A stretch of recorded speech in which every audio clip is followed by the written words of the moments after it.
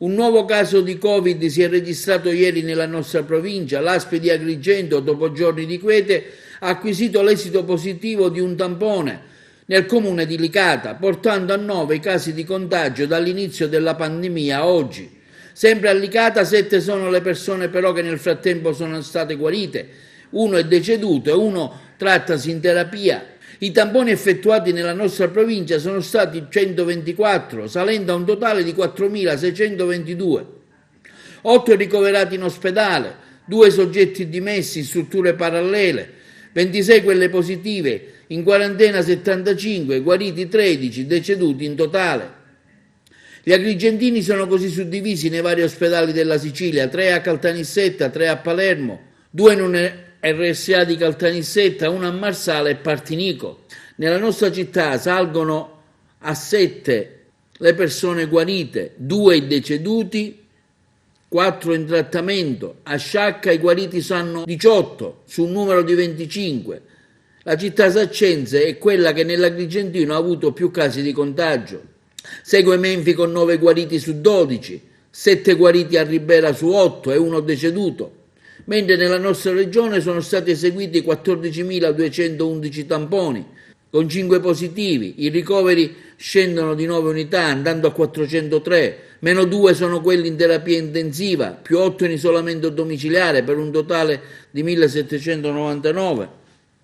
I guariti vanno a 809, più 14, i decessi a 244, con un aumento di 2 casi. Tra le province, quella di Agrigento è sempre ferma a 69, secondo i dati regionali dell'assessorato alla sanità. Catania sempre in testa con 683 casi, meno 5 rispetto a ieri. Messina un caso in più e si porta a 375. Palermo un aumento di 3 unità con 393 contagi. Trapani è stabile a 92. Caltanissetta in aumento da 124 a 127 contagi. Siracusa in lieve diminuzione di 2 casi e va a 113. Enna invece è stabile con 296 contagi. Intanto da 2 giorni si è passata alla fase 2, si vede che c'è molta più gente in movimento rispetto ai giorni di isolamento totale, tanto che ciò ha fatto notevolmente arrabbiare il sindaco di Favara, Anna Alba, che ha visto troppo movimento, annunciando sul suo profilo che se continua così emanerà una nuova ordinanza di chiusura.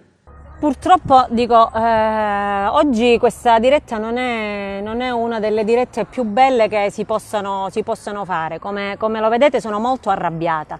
Io non so che cosa non hanno capito i favaresi, abbiamo fatto i complimenti fino a 2 minuti fa, ma oggi mi tocca rimproverare soprattutto i genitori di questi incoscienti sedicenni che hanno permesso di riversarsi in Piazza della Pace come se nulla fosse, assembramenti senza mascherine, baci, abbracci, come se fossimo ritornati alla libertà assoluta. Capisco che i ragazzi hanno l'esigenza di uscire, ma è inammissibile che possa avvenire questo assembramento. Stiamo rischiando e qua si gioca con i ragazzi che fumano, bevono la birra, minori che si abbracciano e si baciano. Non è liberi tutti, assolutamente, non è liberi tutti. Richiamate i vostri figli e fateli rientrare a casa, perché è inammissibile. Rischiamo di buttare nel cesso tutti i sacrifici che abbiamo fatto in questi 2 mesi. Quindi, cari genitori, educate e istruite i vostri figli perché è inammissibile quello che sta succedendo. Metterò la pattuglia qua in modo tale che ci sia un presidio e un controllo costante, ma dovete essere voi i tutori dei vostri figli, quindi mi raccomando che non si verifichi più una condizione del genere, perché veramente è vergognoso, vergognoso. Abbiamo monitorato il cimitero, abbiamo monitorato le vie, abbiamo monitorato le strade e poi ci troviamo l'assembramento dei ragazzi sedicenni, ma è inammissibile, qua si muore, il cimitero lo riapriamo per metterci morti. Ora stanno scappando tutti ovviamente, ecco. Perché le mascherine le tengono nel motorino o nell'auto. È vergognoso, è inammissibile. Genitori, istruite veramente i vostri figli, perché è inammissibile. Per fortuna sono arrivati i carabinieri che monitorano la situazione, ma mi raccomando per i prossimi giorni.